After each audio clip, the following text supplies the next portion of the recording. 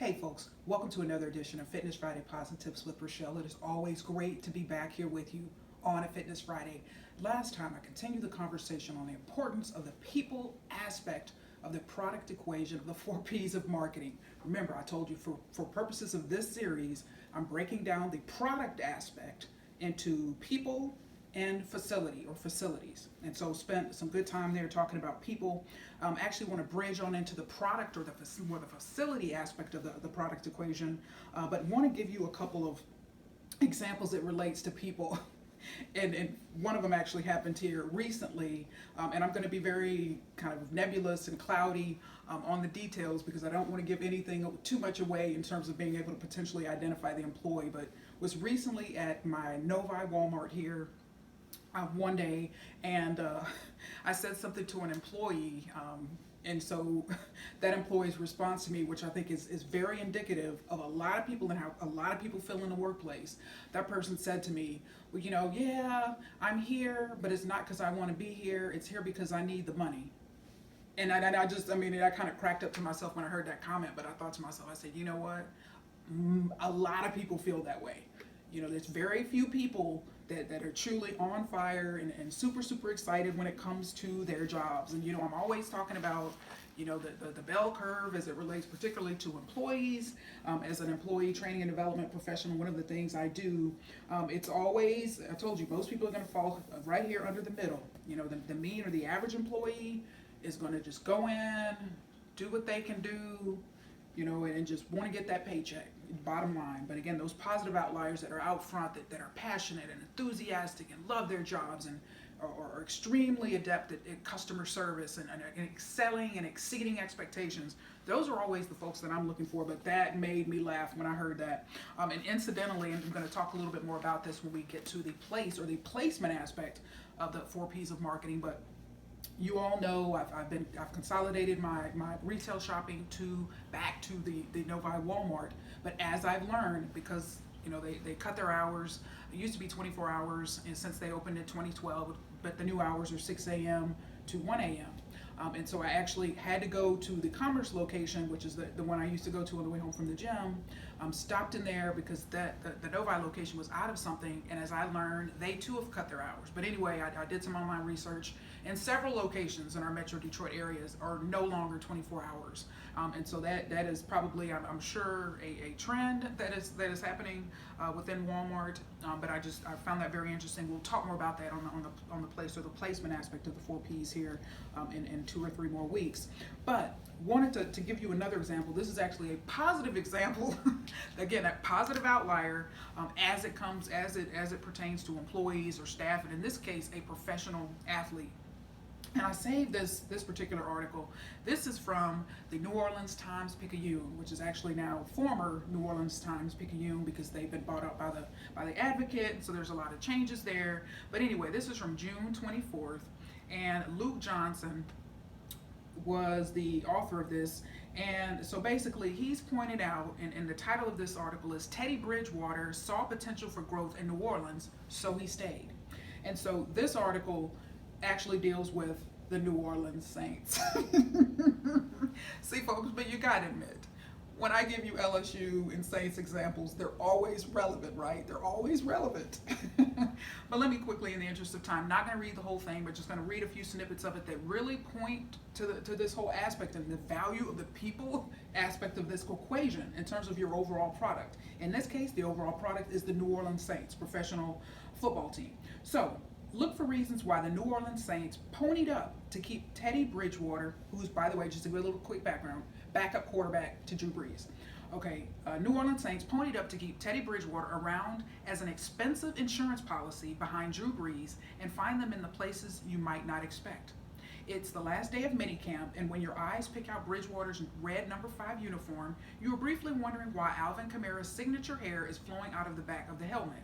Then you spot number 41 taking snaps and firing off passes, and you realize a swap has taken place.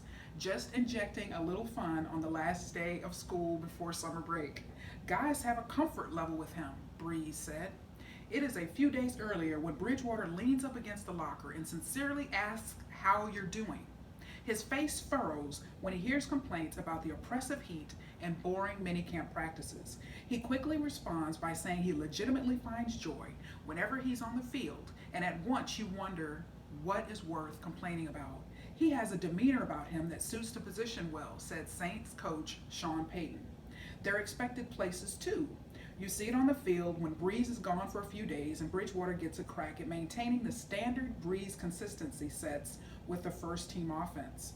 Command the huddle, set the tempo, thread a spiral through a window on time.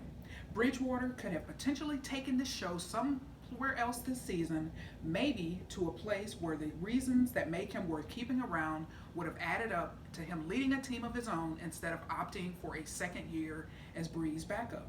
But Bridgewater employed the long view. Even if he does not ultimately succeed Breeze, he sees year 2 in New Orleans as being a sort of quarterback graduate school with the added benefit of an enjoyable study environment. This is the best opportunity for me to grow as a player, Bridgewater said. So I'm going to cut it short and leave it there, but a great example. We talk about, going back to Jim Collins' Good to Great book, having the right person in the right seat. What you have here is a young player who's interested in learning and being mentored.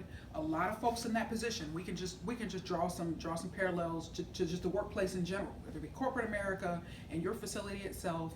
So many people are clamoring to get ahead, clamoring to get to the top, but they're not necessarily ready for that top role. All right, and so from a leadership development standpoint, this was absolutely, this is going to be a signature example that I use, because you have someone here that says, yes, I'm good, I'm talented, I could potentially be running my own team, but hey, guess what? I want to take this opportunity to and be willing to have the humility, and have that humility to say, I'm willing to be a number 2, I'm willing to be a backup for an elite quarterback in Drew Brees, and certainly a Super Bowl winning quarterback, Drew Brees, from a number of years ago. But just this is just a wonderful case, and someone who is happy, who is engaged. Think about that. People are unhappy, who are disengaged, and you see this, and definitely in all professional sports, but definitely the NFL, and people getting upset with teams and demanding trades. We saw this recently with Anthony Davis going to the Los Angeles Lakers, and so just that kind of stuff. You see people that are disengaged, and they're very open and vocal about being disengaged. On social media, they're posting all these things and all of that.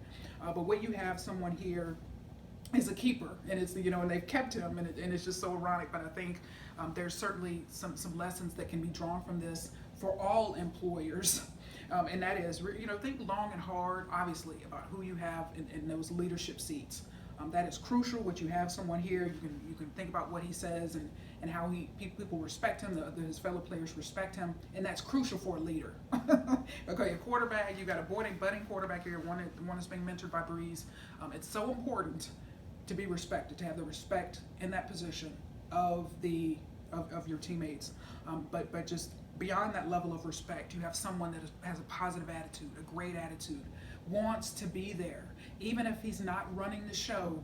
He's willing and excited to be there, and that's half the battle. And so, as I bridge away from this people aspect to the product equation, and facility, talking more about facilities in particular, I wanted to highlight that is a great example. So, as you're hiring, as you're moving forward, yes, you're going to have people clamoring, I want to get ahead, I want to be promoted, yada, yada, yada.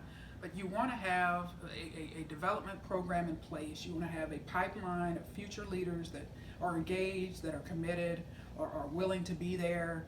And certainly just an example that certainly just popped into my mind, as I mentioned, a couple weeks ago on my 2-year Planet Fitness anniversary, I had the opportunity to go to the grand reopening of the Planet Fitness location in Farmington Hills, Michigan. A couple things on that is I'm just so glad that was a very quick turnaround in terms of them making that happen and reopening that club. I was happy to see that. But more importantly, Alexander scanned me in when I first entered. Alexander scanned me in, and something I saw on his name tag was GM in training.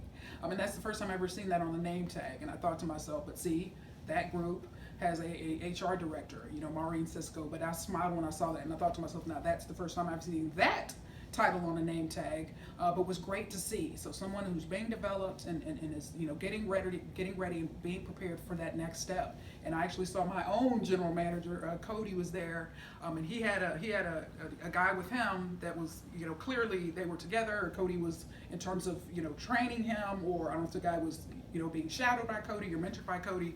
But I thought to myself, you know, he's definitely, you know, with the right person, because one thing, and I've mentioned this on previous Fitness Fridays, is Cody, from the very first time I laid eyes on him after I transferred my membership to that club, has a great attitude, has a positive attitude. And I thought to myself, he is always smiling. And when I first saw him over there with this guy, Cody had a smile on his face. And I'm walking out of the door, about to leave, telling him bye. He's still smiling.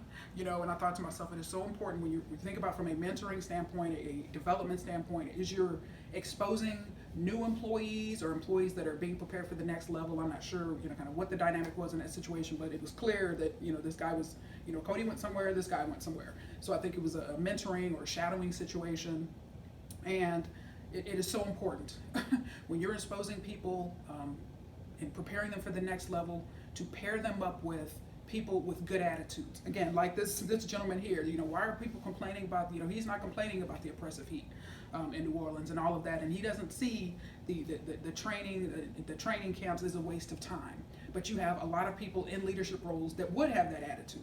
And so when you've got folks with negative attitudes at the top, it's just gonna certainly spill right on down to your lower levels. And so new employees that are being developed in terms of leadership roles, management roles, it is so important that you pair them up with folks that are positive, folks that are engaged in those type of situations. And I know when I went to the, you know, that was the grand opening for the Wayne, Michigan Planet Fitness. And I told you when I met, you know, Karen, the manager of the Westland location, and I thought to myself, she, number one, she needs to be a regional. I mean, there's just no doubt in my mind, just a fantastic attitude, very engaged, very committed, very loyal to that group.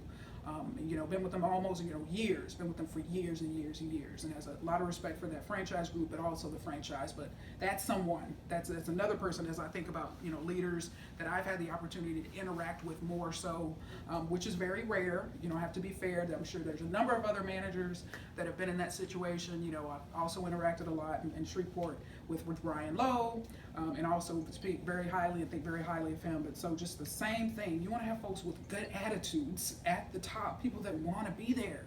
There's a lot of folks in those roles, folks that truly don't want to be there, and it's certainly going to have a negative impact on your facility, and as well as marketing. This is a marketing series, but a lot of the problems that exist in facilities start with the top. Like world-renowned leadership expert, I quote this all the time, where John Maxwell says, everything rises and falls on leadership. Right? Everything rises and falls on leadership. So just remember that. Now I want to shift gears here into more of the facility aspect of the product equation. Spend a lot of time talking about the people aspect. I'm going to pair that, talk about the facility aspect. And as you think about what's in your facilities, what is happening in your facilities, you know, when I talked in my last Fitness Trends episode, I talked about the integration and just how important integrating technology is now. I mean, you've got all the major fitness facility equipment manufacturers are all over this technology aspect.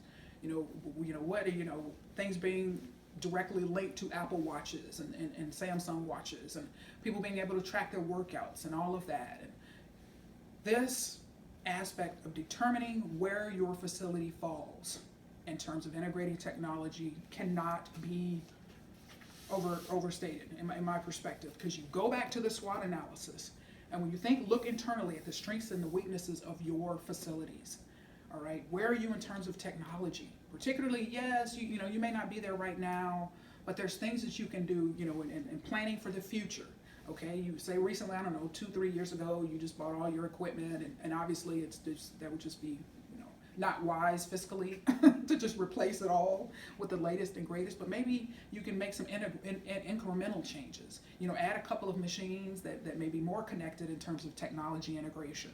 And then when it comes time to eventually replace your equipment, you can make these incremental changes to make sure your machines are as technologically capable and advanced as they can be, because that is something that you can do. You know, and I even go back to, and I've talked about this a number of times, but the Shreveport, Louisiana clubs at Sutherland Group, DBA Planet Fitness, has wireless audio. And Google this company, Broadcast Vision Entertainment. I looked it up, I figured this out, and the first couple of gyms, and there's 4 locations now, but the first couple, the quote unquote older locations, and the oldest one is the fall of 2014, so they're not old at all, but they have some of the older live fitness machines in terms of cardio in there, but they're still able to integrate this wireless technology so people aren't plugging in. So that's an example where that franchisee didn't have to go out and buy all this new equipment in order to have this wireless audio concept. No, there's apps, there's companies that can help you integrate with your existing machines and equipment, so you don't have to, again, you just have these huge incremental investments to upgrade your technology. But that's an example. Evaluating what is in your facility and what can you do to enhance the member experience. And we think about things, and this varies, your corporate chains versus your franchises, and some have cafes, and in that particular example, what type of food are you serving?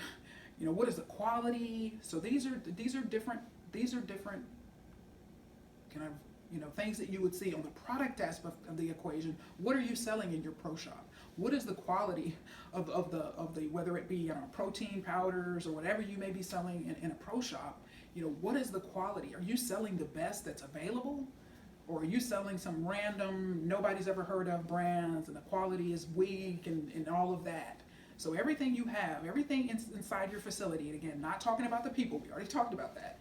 Those are things that can impact, certainly from a marketing standpoint, the viability of your facility. Again, people, there's competition. There's a lot of different facilities that folks can cover from a media standpoint and all of that, the TV, media, print, all of that. But so there's a lot of competition. And so you always want to make sure you and your facilities are in the best light in terms of offering the best product that you can have. In terms of equipment, we're not going to beat that dead horse again about integrating technology, but just having good, functional, working equipment. We see a lot of complaints just across the nation about machines being broken down, machines out of order for weeks, machines out of order for months. I've seen that as well. A number of times across different franchise chains, and so you never want to have that because that is a negative reflection on your facility. See, this product piece, what's available? Some folks have pools, some folks have daycare, some folks have just various amenities. All of the amenities that you offer in your facility or certainly collectively constitute this product aspect of the equation, the 4Ps of marketing. So you always want to make sure your product is strong, your product stands out, your product is the best. And again, there's no such thing as perfection, but the absolute best that you can do and your folks can do. And so don't underestimate the importance of the facility itself in terms of what potential members are walking in, seeing and experiencing. And so we think about, why, some of these newer boutique facilities such as your Orange Theory Fitness, which I studied years ago, and you all have heard over the years. I've talked quite a bit about Orange Theory and why that chain is so successful, because the product that they're offering, yes, there's the people. We're not talking about the people aspect, but the product itself, the training modality based on heart rate, based on zones, and all of that, high intensity interval training. And so those types of things, and that's what folks are looking for. These boot camps and these HIIT trainings and all of that. See, the product itself has evolved over the years from traditional step aerobics and 1 and 2 and 3, and that's still happening in a lot of different, obviously aerobics classes, but just the modalities have changed and advanced. And you got CrossFit. Why people call it the CrossFit cult, but people love CrossFit. But that's why, because that modality, people see a lot of results with that modality, but it's different and it changes every day, so it helps to keep the folks engaged. And so we think about the product. Don't underestimate the power of the product that you are putting out there. You want to put your best foot forward. Your best foot forward. Walking into a facility, a prospective member, and saying, 15 different out of order signs. I mean, that is going to get someone's attention. That is going to get someone's attention. You want to stay on top of things. And I know when I was at Powerhouse, and I always will respect Jason, who was their building manager, and he used to take great care of those machines. I mean, he was there, I think, 4 or 5 days a week, would drive a long way, one of our far northern suburbs, to come down to Novi to take care of those machines. I can also tell you Planet does a really good job with taking them in various clubs at various times, and they do a real good job of that. So take care of your machines. That is half the battle. We still see club after club after club after club. I don't care if we're talking about private gym, private studio, commercial chain, YMCAs. That's a leadership issue. You see a bunch of broken down machines. That is a leadership issue. And that's why you always want to have folks that are taking pride in the facility, because you don't want that. That's a controllable weakness in terms of having a bunch of broken down, out of order equipment, out of date equipment, 10, 15 years old equipment. All right, that's a weakness. When you consider you've got a lot of chains that have the latest and greatest in terms of the equipment that they're offering.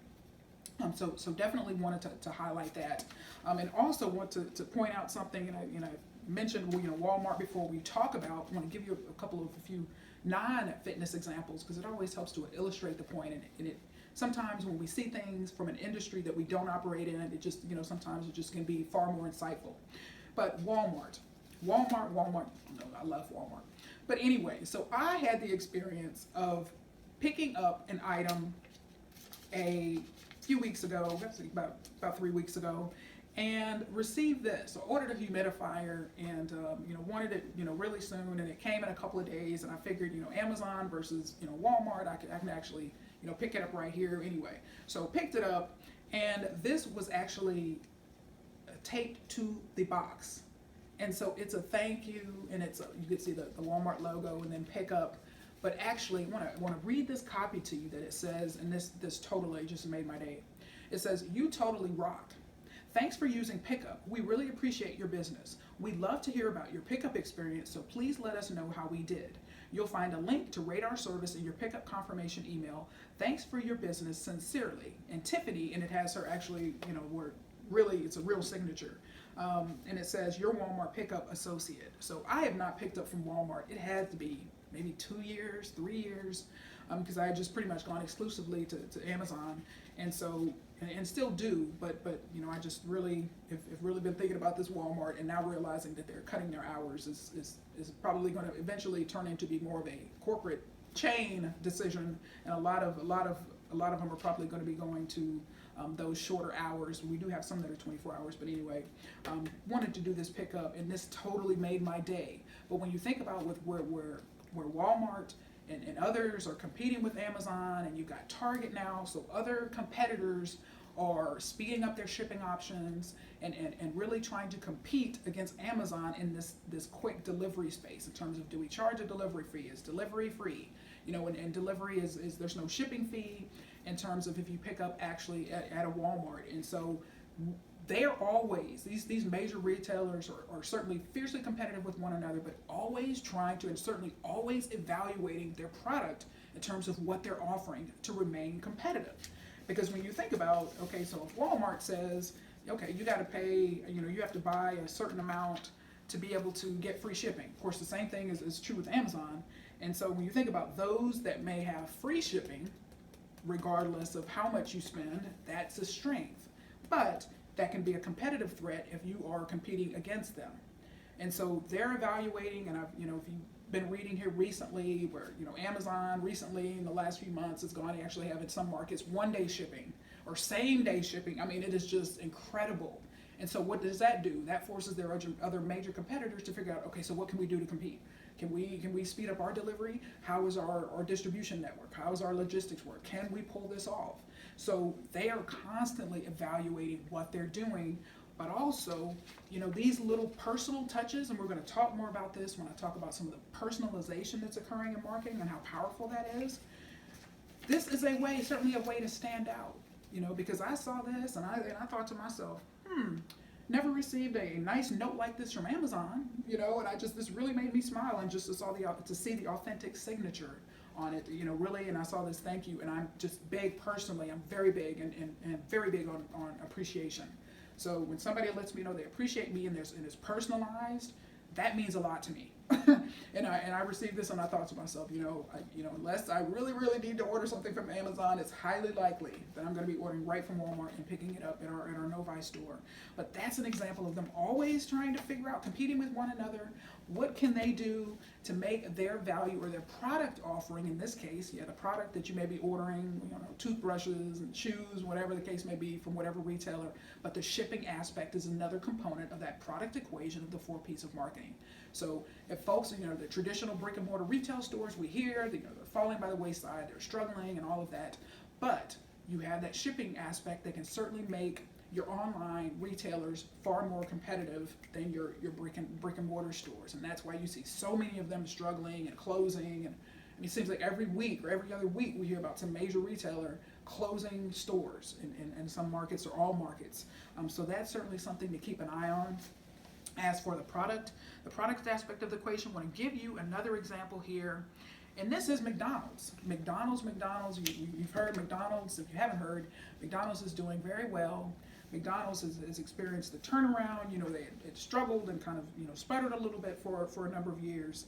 But they are definitely doing well and on an upward trajectory. Now, this article appeared on CNN.com. I saved this one from Monday, June 24th. And Danielle Weiner-Bronner titled this article, "McDonald's Started Using Fresh Meat. Here's what happened to sales." Again, the product aspect of that 4 P's of marketing. Not going to read this all, but just a couple of quick snippets in the interest of time.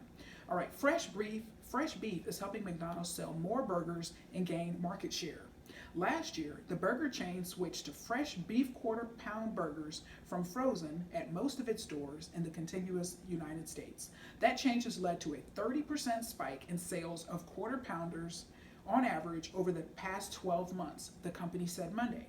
It also helped McDonald's burgers gain market share in what the industry calls the informal eating out category for the first time in 5 years, the company said. McDonald's made the change to appeal to consumers' growing interest in ingredient transparency. Buyers today want to know where their food comes from, Marion Gross, the company's chief supply chain officer for North America, told CNN Business. All right, next. Our customers are changing at a super fast pace, she said. As a result, we've had to change too. The company has also made commitments to reduce the use of antibiotics in its beef and switch to cage-free eggs.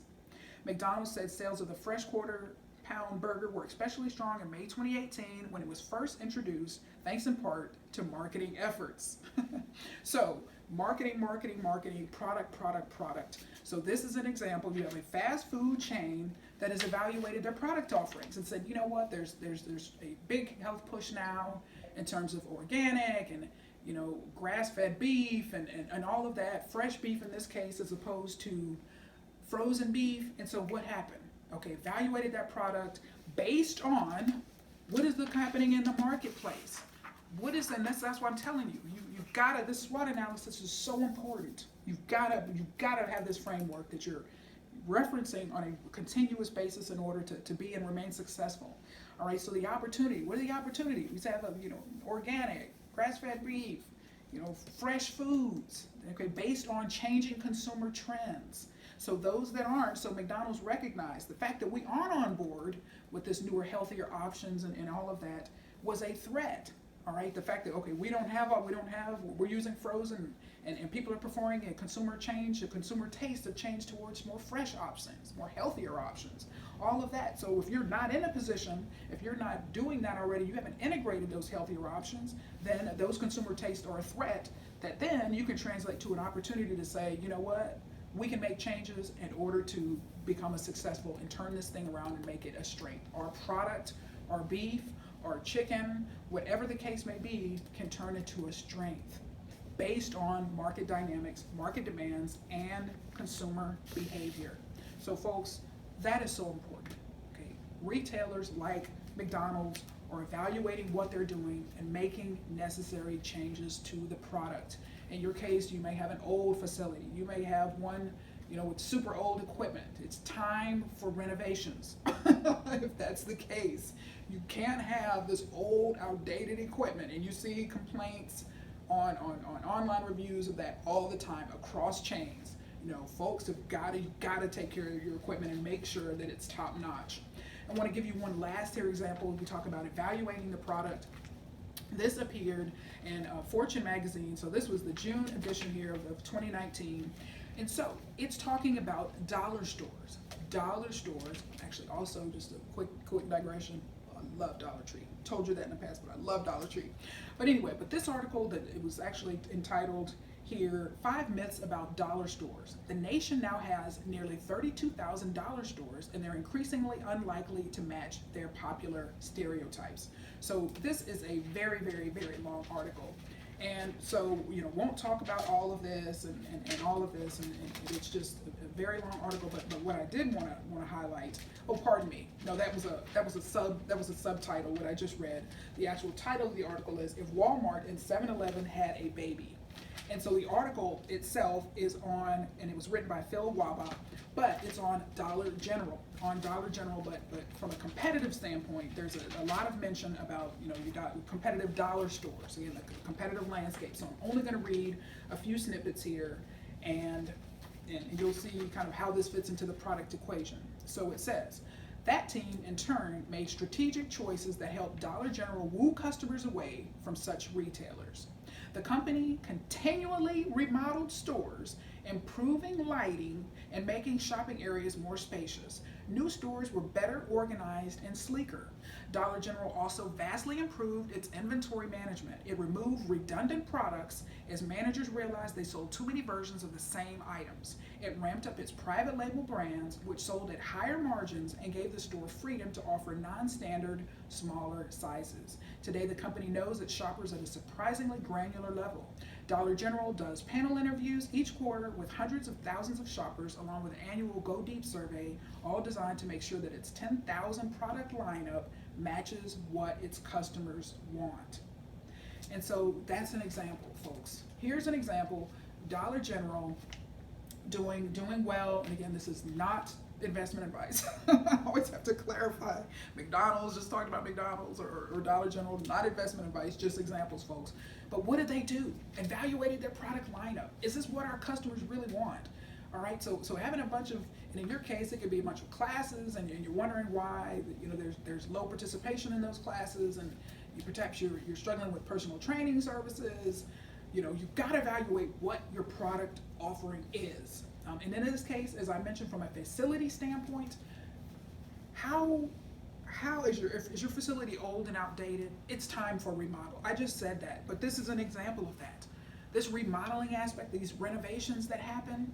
Okay, these things happen in order to take a store, in this particular case, a facility, whatever, a studio, to bring it and make it current. I mean, people these days, with the competitive landscape as it is in the fitness industry and even in the dollar stores, all right, and so Dollar General and these other dollar players, these folks are competing head to head with Walmart, and there's a recent CNN article also where it talked about Aldi, the grocery store, is now a major competitor, a major threat to Walmart based on their own low pricing strategy. So those are the types of things that control what you can control. Control what you can control. That may sound like an old axiom, and yes, it's cliche, and people say it all the time. But with what's in the four walls of your facility, all right, what's in those walls, all right, you can control that. Your service offerings, your product offerings, your just the equipment itself. Control what you can control. You don't want to have weaknesses that are controllable, in my opinion. Okay, if you're in an urban area and you're downtown and you've got parking issues and all of that, and that also all the other stores and retailers that may be down there, studios are dealing with.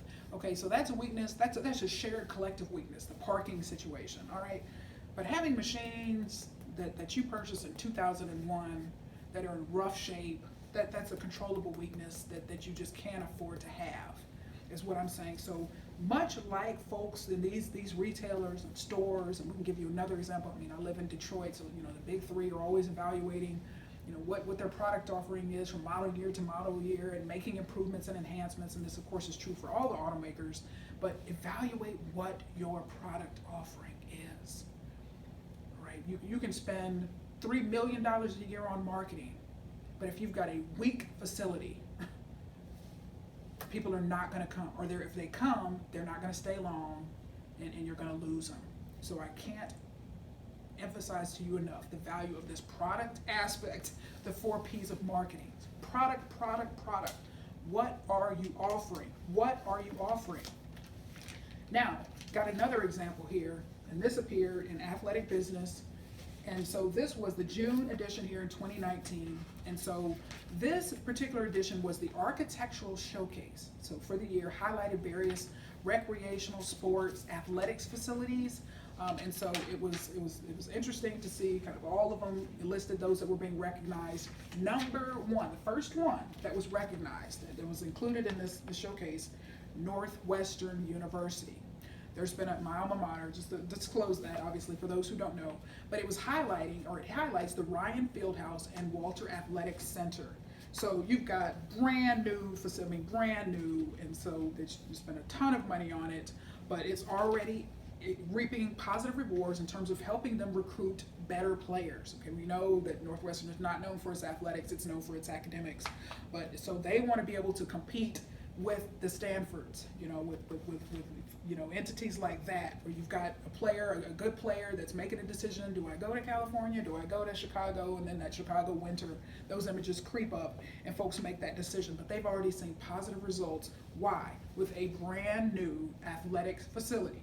Not telling you you've got to build a brand new facility in order to achieve success, but what I'm telling you is your product offering in terms of the facility itself at least needs to be modern. It needs to be updated, it needs to be renovated if necessary.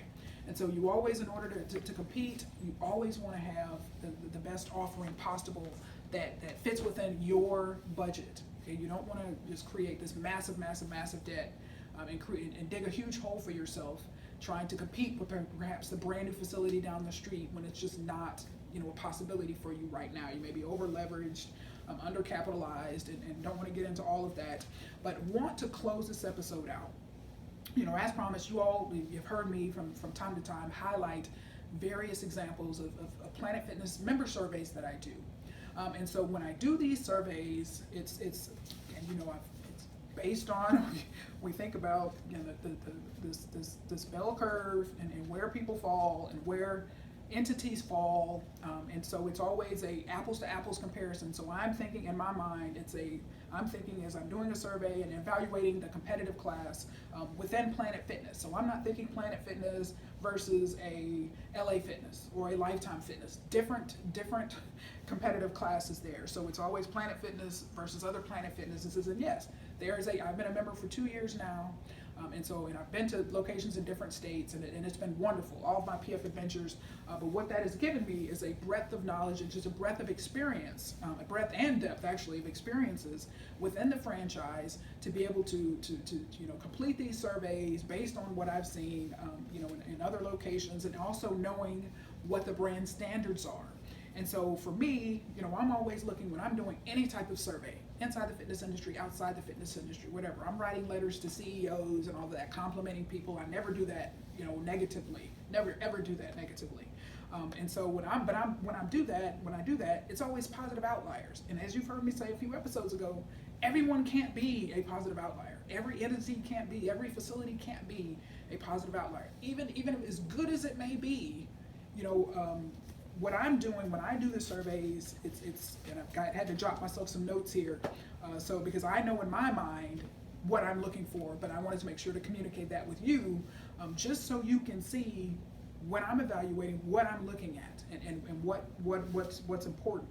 And so inclusion criteria. And so when I do the surveys, Planet Fitness actually has links to member surveys on each individual club website. So I can type in whatever location, Planet Fitness, and the street name, the street number, whatever the case may be, the city name, if there's not that many, and they'll pop up, and I can actually click on the link and it'll take me to their member survey. So when I'm doing that, Planet Fitness, the corporate, has already identified some criteria in terms of what's important to them, key performance indicators and brand standards, what's important to the club and in the club. So an inclusion criteria of actually being able to get a survey done or completed on a particular facility, that facility has to, of course, meet those standards, outlined by corporate. That is so important. but I'm always looking for the positive outliers. I know, from a professional level, Planet Fitness is a very tough franchise, very compliance driven, brand standards. It's just a very tough franchise relative to other franchises and even other chains. And so the brand standards are tough, and so I would argue the level of competition is high anyway. Because we're talking about, I've never had a bad experience at a Planet Fitness. I've never walked into a Planet Fitness anywhere and just say, oh, this club is so dirty and whatever. This never. All right, they do a great job, and then that's based on those brand standards, and so that's why. And so in this particular case, if someone or a facility doesn't get a survey done on them, that's not indicating that it's a bad facility or that it's not good enough. But I can't give everyone a survey.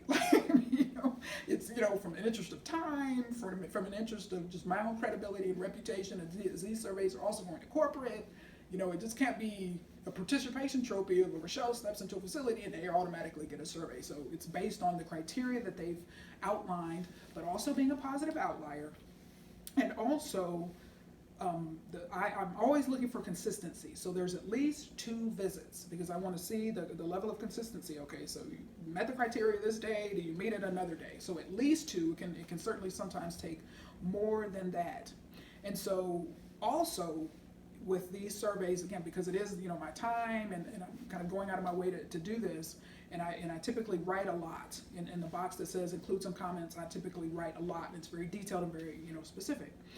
And so in that case, it's, I have to have a good workout on a personal level. Yes, I'm looking at evaluating the criteria that corporate has set, but I need to have a good workout when I go in there. That's the bottom line. And so that's also important. Exclusion criteria, so we talked about the inclusion criteria. This is the exclusion criteria. So for me, and this is kind of interesting because I'm typically there 4-ish, 5-ish in the morning. If I have a later appointment somewhere, that may be a 9 o'clock appointment, I will go later, sometime like 6:45 or 7 or something like that.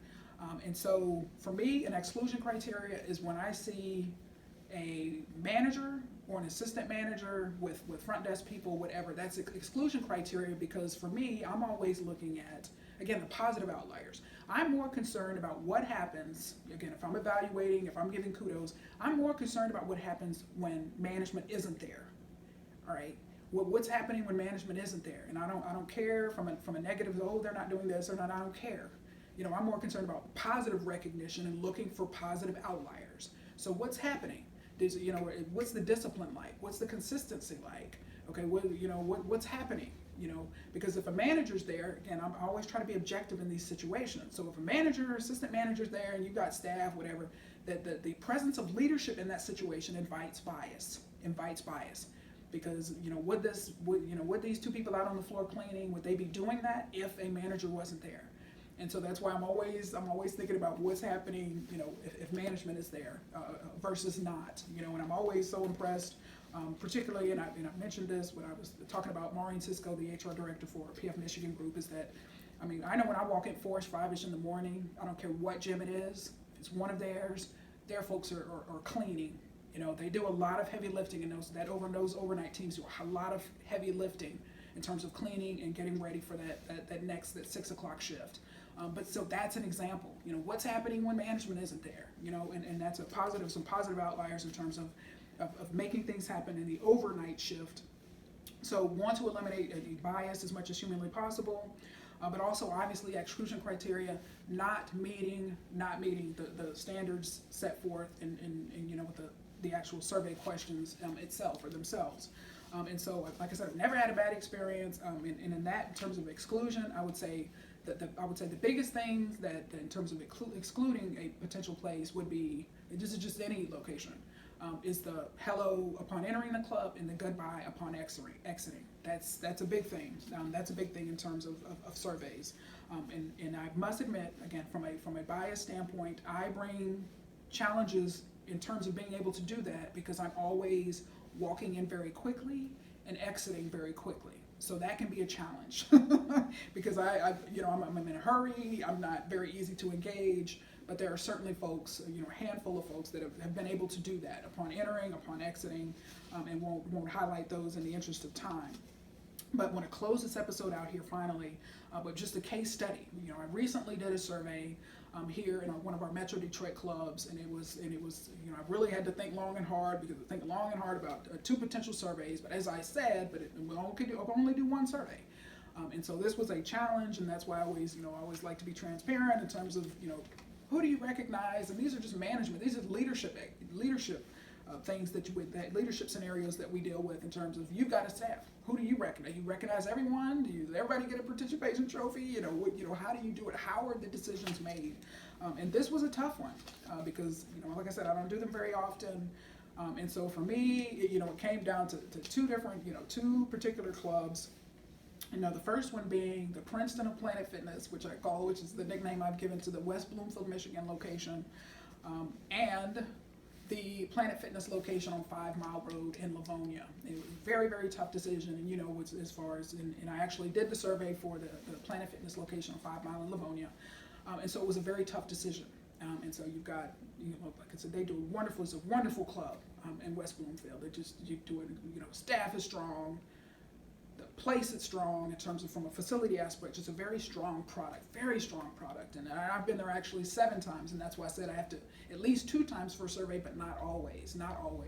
But the challenge with that particular situation and the hiccup is, as I stated, when I do a survey, yes, I'm looking at the corporate criteria that they've stated, but also a good workout experience. And the only hiccup in terms of my workout experience in that club is the fans are on slower motion in the cardio area. And so my cardio, because it starts out with, when I'm on a PF adventure at a different club, I always start out running on the treadmill in those situations because the breadth of equipment, some locations here, like for instance, West Bloomfield has, rowers, recumbent stepper, an arm bike. And the Livonia location doesn't. And there's actually a number of locations here, some of the older clubs that don't have those. And so just for continuity's sake, I start out running on the treadmill because I know they're all going to have a treadmill and I can have some type of, whatever, to start out the workout. And so, but when I'm in West Bloomfield and that fan is in slower motion and it's a rough start. It's a very rough start because I get hot. And I know a couple of visits ago, I actually ran on the treadmill and, just kind of hardwired for my own gym, and all of the Shreveport, Louisiana, Bossier City clubs also have the same equipment. So I can, have the same type of workout as I would have in my own gym because I have the various equipment available to me. And so when I started out in West Bloomfield, started out on the treadmill that one morning, and then headed right to the rowers and got extremely hot. And I thought to myself, okay, I can't do this again. But so that's an example. Wonderful club, wonderful people, but I get hot. But then towards, an hour, 15 minutes later when I'm doing cool down, walking on the treadmill, I'm fine. But it's just the running and I get too hot and whatever. So that was an example why, I couldn't do the survey there because, my workout is impeded, and it's such a wonderful facility otherwise. But you'll notice I do video recordings there. I do my in-club videos there. So I think very highly of that gym. I'm going to talk more about that location when I talk about, a few more episodes going to come back to that club and tell you why I do videos from that location. And so going back to the 5 Mile location in Livonia, wonderful club, but second only to my own club here in the Metro Detroit area. I have been to that club the most. That's been my most visited club here in Metro Detroit. And one thing that is certainly true for that location is consistency. Very strong, consistent club when I'm in there visiting, and I'm, there certainly now I'm doing the University of Michigan clinical trials, so I lean on that facility a lot for those to be able to get to Ann Arbor in 20 minutes. And so it was a very tough decision. From a in terms of product, I could have looked and said, well, they don't have rowers, but that's not their fault. You know what I mean? I had to evaluate based on the consistency of experience of what is available in that particular facility. It can't compare because that issue of terms of what's equipment is available in there doesn't have anything to do with anybody working in that building. And so those are decisions that are certainly made much higher up. So you got to respect those decisions, respect what's there, and just evaluate what was in front of me. But so I have positive. Yes, it's a strong club in terms of people and product, in terms of the facility itself. But also I have a good workout experience, and I've had a lot of good workout experiences there in the last year since I first started visiting that location. So whereas the other location that I mentioned, it's just me getting hot. can't go home. I'm not eager to run home and write a positive survey when I get hot at a facility like that. But that's just an example. You think about some of the criteria. You know, I look at what corporate says is important to them. And it's certainly things like, you know, how clean is the facility and all this, are things well stocked. Certainly something that are key points that I think all facilities can certainly learn and benefit from, Planet Fitness or not. All right, they've got teams, they've got marketing teams that have done the market research and know these criteria are important in terms of the success of clubs. And this is true not only for them and those franchises, but also just in general. You want to have a clean place. Think about, again, overall the product that you're offering. Are the machines well maintained? All of that from a people standpoint, from a customer service standpoint. Are people saying hello? Are people saying goodbye? All right, that means a lot to people as they come in or leave the club. And so that's all, folks, that I have for you today. Just want to wrap up this product aspect, 4 P's of marketing. Next time, I'm actually going to combine the price aspect as well as the place or the placement aspect, P's, of the 4 P's of marketing. So I'm going to condense that episode and going to continue to talk more about marketing topics, but I cannot wait. So stay tuned, but remember, I am positively passionate about your fitness and success. Make it a great day.